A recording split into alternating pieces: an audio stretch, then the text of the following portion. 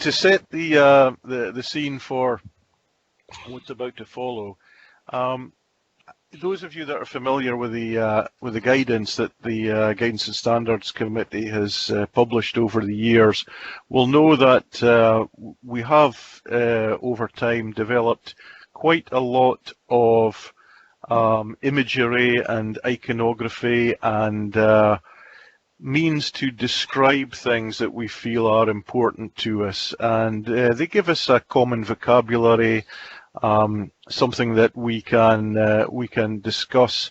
So things like the 7 pillars and 3 pegs and all sorts of other things, and terms that are more widely used like verification and validation.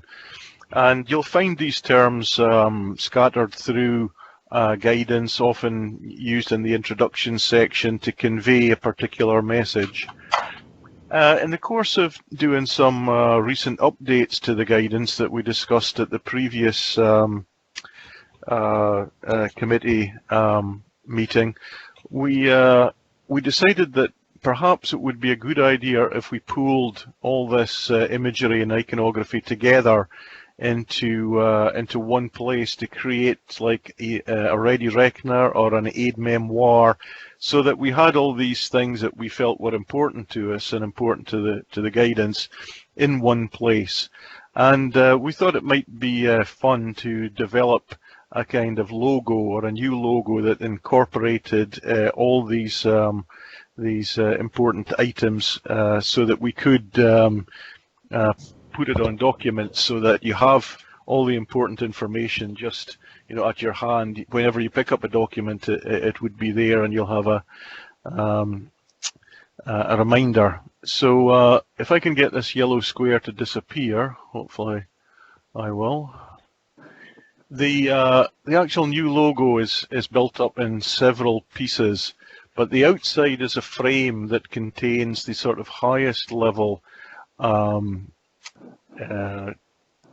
issues or topics, which at the heading integrated thinking is a term that we've coined to mean taking a very holistic view, taking everything into consideration, taking a systems approach. You'll hear the word systems thinking being used, but it's wider than just the systems. It's integrated. It's everything that we do: design, operations, people, and process. Just below that, you'll see comprehension aided compliance, and that's a term that was introduced recently to acknowledge the fact that we talk a lot about blind compliance in a negative way. But it's not to say that all compliance is bad. It's just compliance without thinking, compliance without determining whether or not the thing we're complying with is appropriate, is actually relevant. So we introduced this term, comprehension-aided compliance, to say that compliance is a good thing if it's done with an understanding of why we're complying. Then verification and validation forms a part of integrated thinking process, and really what we aim for is that in operation and during failed states, we prefer systems to demonstrate predictable outcomes. So predictability is a word that you will see quite a lot in the guidance that's produced by the Guidance and Standards Committee, because no surprises is always a good thing.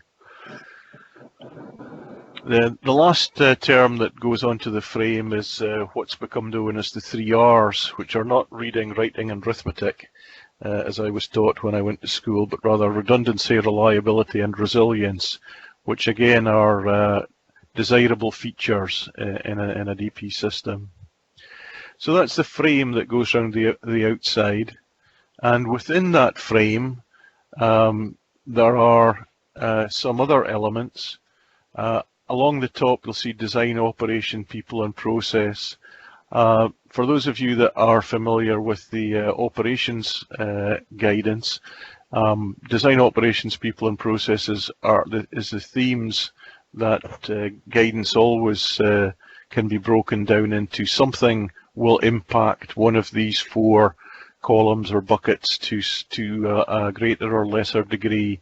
So anytime we're thinking about guidance or developing documentation, how it impacts design, operations, people and processes is a worthwhile thing to remember. And the last part of the logo contains the remainder of the iconography. Starting on the outside with that triangle, that's three pegs thinking. And three pegs thinking has proved very, very useful whenever you engage in the early part of any process. A reminder to set an intent and an objective for what you're about to do, and then you need to have a basis of confidence for knowing that you've achieved that objective. And in the process of developing that basis of confidence, you'll no doubt rely on some barriers.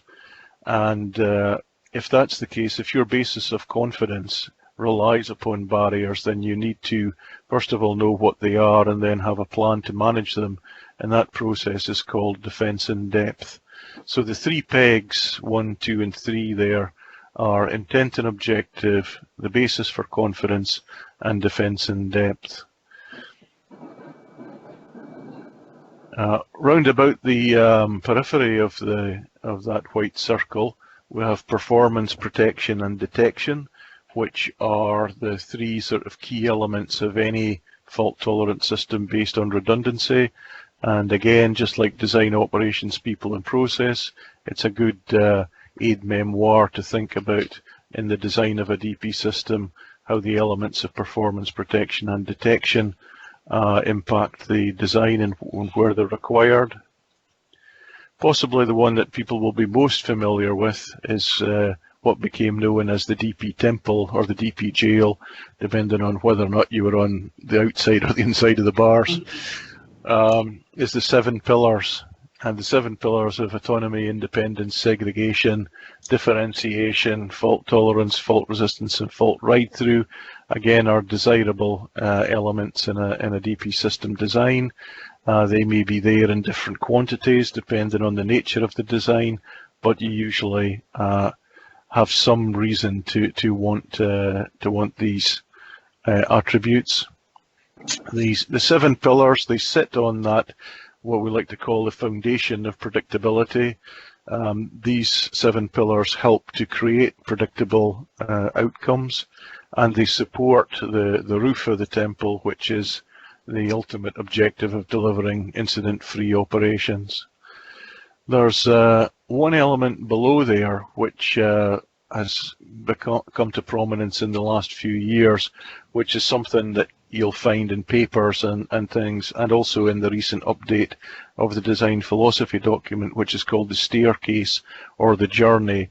And that is essentially, we show that as the steps up to the temple, whereby if we want to build a robust system, first of all, the first step is that we have to design something we can test. So the build to test philosophy becomes key to that process. But then if we don't want to overburden people with the test process, the testing has to be easy to do, and so that gives rise to the requirement for a test on demand capability. But for those systems that are operating all the time and they don't need to be provoked by a test on demand capability, we also want things to tell us that they are healthy to operate. So that's the sort of three states to getting to predictability. And I think that's it. So that's the logo or the aide-memoir that we came up with just by combining all the various pieces of imagery and that's peppered through the guidance. So your comments are welcome. Thank you.